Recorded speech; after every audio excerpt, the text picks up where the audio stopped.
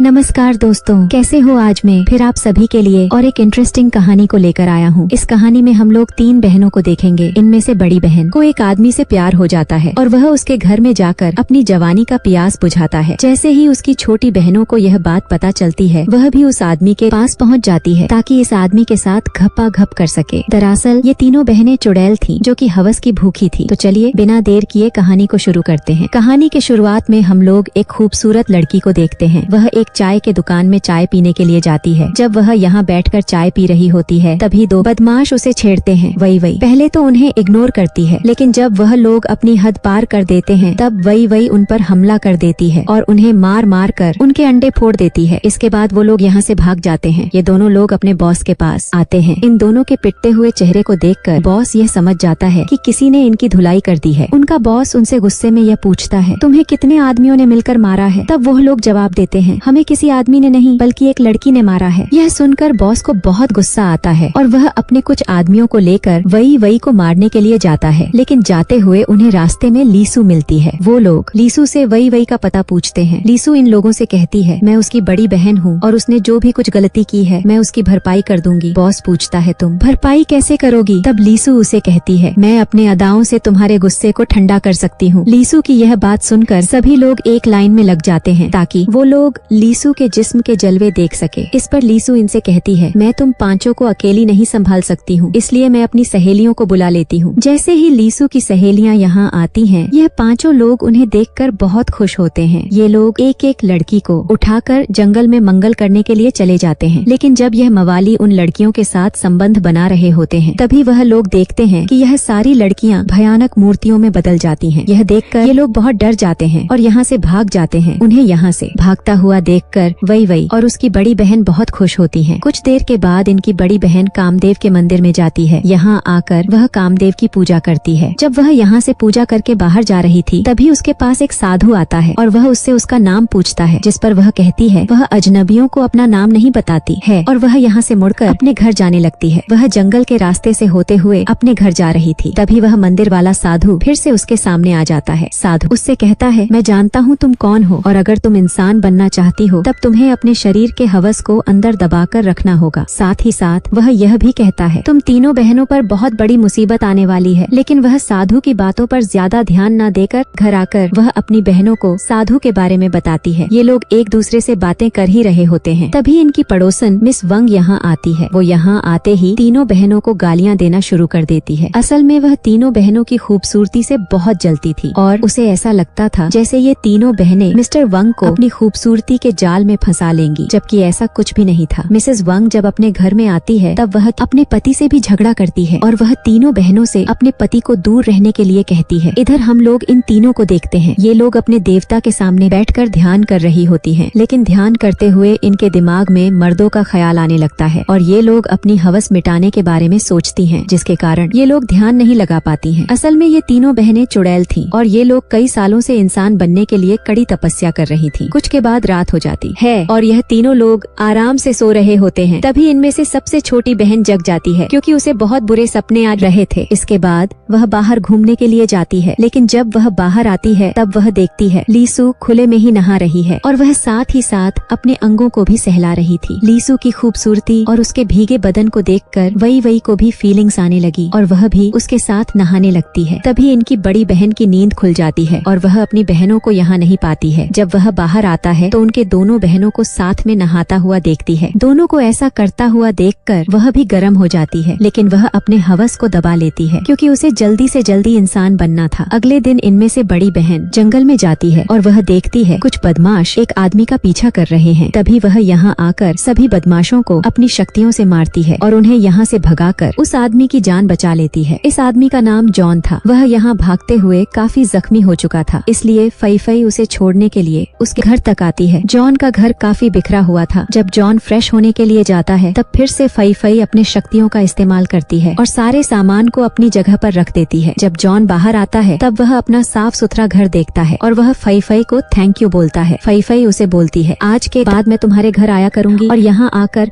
मैं तुम्हारे सारे काम कर दूंगी। जिस पर जॉन उससे कहता है, मेरे पास इतने पैसे नहीं है कि मैं तुम्हें काम पर रखा सकूं। उसकी बात सुनकर फई उससे कहती है, मुझे पैसों की कोई भी जरूरत नहीं है, मैं तो बस तुम्हारी मदद करना चाहती हूँ। फई फई अब जॉन को पसंद करती थी, इसलिए वह उसके सारे काम करना चाहती थी। इधर हम लोग वई वई और लीसू को देखते हैं, जो कि अपनी बड़ी बहन का वेट कर रही थी, क्योंकि वह सुबह से घर नहीं लौटी थी। कुछ देर के बाद फई फई घर में वापस आती है, लेकिन वह यहाँ अपनी बहनों को जॉन के बारे में कुछ भी नहीं बताती है। इसके बाद वह एक दिन अच्छे से तैयार होकर जॉन से मिलने के लिए जाती है। सबसे छोटी बहन को उस पर शक होता है, इसलिए वह उसका पीछा करने लगती है। तभी वह देखती है उसकी बड़ी बहन एक झोपड़ी के अंदर जाती है। कुछ देर के बाद जब वह जॉन के घर से निकलती है, तब वही वही जॉन के घर में जाती है, ताकि वह यह बात जॉन को कह सके कि उसकी बड़ी बहन यहाँ क्यों आती है। जॉन यहाँ बाथरूम में नहा रहा होता है। वही वही उसे अचानक देख लेती है और उसे देखकर बहुत घबरा जाती है। जब जॉन की नजर उस पर पड़ती है, तब वह उसे भला बुरा कहकर अपने घर से भगा देता है। जिसके बाद वही वही रोते हुए अपने घर में आती है। उसे रोता हुआ देखकर लीसू उससे कारण पूछती है। इसके बाद वही वही लीसू को जॉन के बारे में सब कुछ बताती है। उसकी पूरी बात को सुनकर लीसू को बहुत गुस्सा आता है और वह अपनी तलवार निकालकर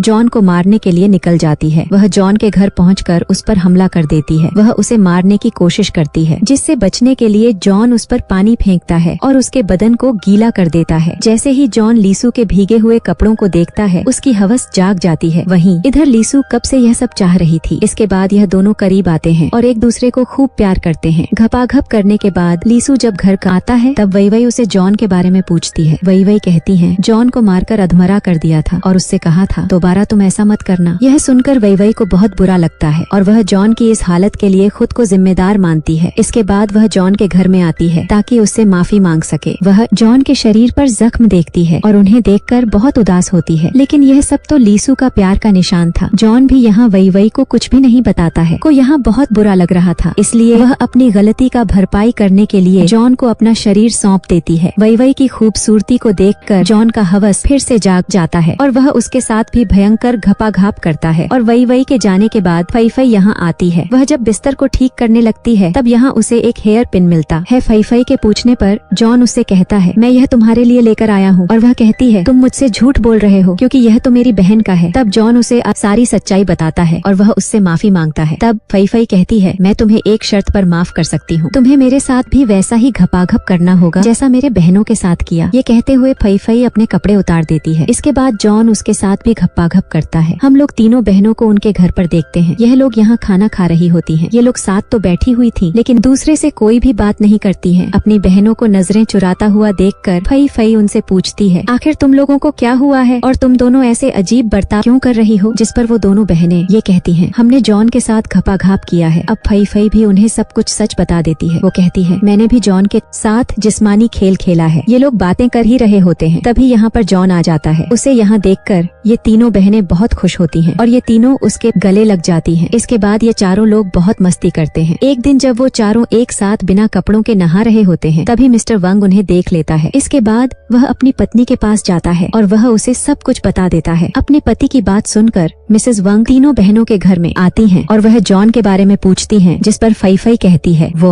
हमारा मेहमान है जो कि कुछ दिन हमारे साथ रहने के लिए आया है। यह सुनकर मिसेस वंग उन्हें धमकी देती है कि मैं तुम्हारी गंदी हरकतों के बारे में पूरे गाँव को बता दूंगी। ये तीनों बहनें उसकी धमकी से काफी घबरा जाती हैं। इसके बाद वो लोग जॉन के पास जाकर उसे अपने घर जाने के लिए कहती है। जॉन उनकी बात मान लेता है, लेकिन यहाँ से जाने से पहले वह उनके साथ बैठकर कुछ खाना चाहता है। अब वह चारों लोग बैठकर फल खा रहे थे, जिनके बीज मिसेस वंग के मुंह से निकल रहे थे। असल में जॉन कोई आम इंसान नहीं था, बल्कि इन तीनों बहनों की तरह वह भी कई शक्तियों का मालिक था। कुछ दिनों के बाद जॉन अपने घर में बैठा हुआ था, क्योंकि उसकी तबीयत ठीक नहीं थी। वह देखने में काफी बूढ़ा लग रहा था। इसके बाद वह अपनी शक्तियों का इस्तेमाल करके एक लड़की को अपने वश में कर लेता है। उधर हम लोग तीनों बहनों को देखते हैं कि इनके शरीर में अचानक बाल उग आए थे। फई फई को लगता है जैसे यह सब जॉन के साथ सोने की वजह से हो रहा है। यह तीनों बहनें बहुत घबरा रही थीं, क्योंकि वो लोग ऐसे में इंसान नहीं बन सकते थे। कुछ देर के बाद तीनों बहनें जॉन से बात करने के लिए उसके घर में जाती हैं, लेकिन जॉन इस समय बाथरूम में होता है और अंदर से अजीब सी आवाजें आ रही थीं। जब तीनों बहनें बाथरूम में देखती हैं, तब सामने का सीन देखकर ये तीनों बहुत डर जाती हैं और उनकी आंखें